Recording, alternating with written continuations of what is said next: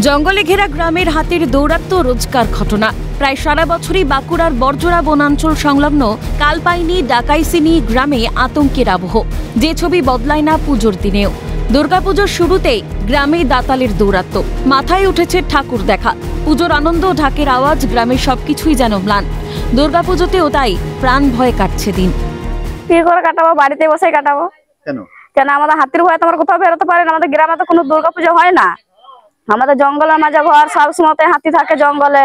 গ্রাম থেকেও আসে, ঘরে ঘরে ঘুরে, রাত্রে হয়ে গেলে তোমার ঘরে ঘরে আসে। কি করবো, যেরকম ভাবে আমরা সারা বছর কাটাচ্ছি সেভাবে কাটাতে হবে। বেশিরভাগটা সময় ঘরেই কাটাতে হয়। হ্যাঁ, বেশিরভাগই।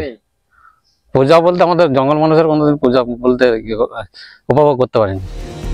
স্থানীয়রা বলছেন, বিগত কয়েক বছরে জঙ্গলে বেড়েছে হাতির সংখ্যা। গ্রাম হয়েছে হাতিদের অবাধ বিচরণ ক্ষেত্র। এমনকি দাতালের দলের গ্রামে ঢুকে পড়ায় বিপদও হয়েছে বহুবার। বিপুল ক্ষতির সম্মুখীন হয়েছে গ্রামবাসী। তবে পুজোর মরশুমে অঘটন এড়াতে ইতিমধ্যেই হাতিদের ফেন্সিংয়ের মধ্যে পর্যাপ্ত খাবার দিয়ে আটকে রাখা হয়েছে। তৎপর বন দফতর ও প্রশাসন, জানালেন বর্জরার বিধায়ক অলোক মুখোপাধ্যায়। আমাদের দুর্গাপূজা মানে উৎসব, শ্রেষ্ঠ উৎসব। এই উৎসবে কারোর জন্য কোনো অনিষ্ট না হয়, কোনো ক্ষতি না হয়, আনন্দের সঙ্গে মানুষ কাটাবে, এটা আমাদের মুখ্যমন্ত্রীর ইচ্ছে।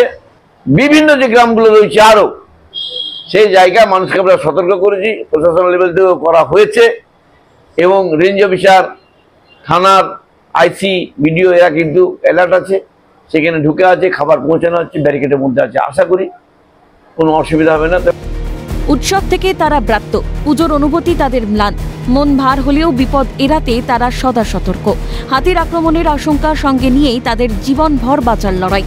পুজোর আলোর রোশনাই, উৎসব আর আনন্দে যখন মাতোয়ারা সকলে, তখন বাঁকুড়ার বর্জরায় নেই পুজোর আমেজ। স্বরূপ রায় রিপোর্ট, ক্যালকাটা নিউজ।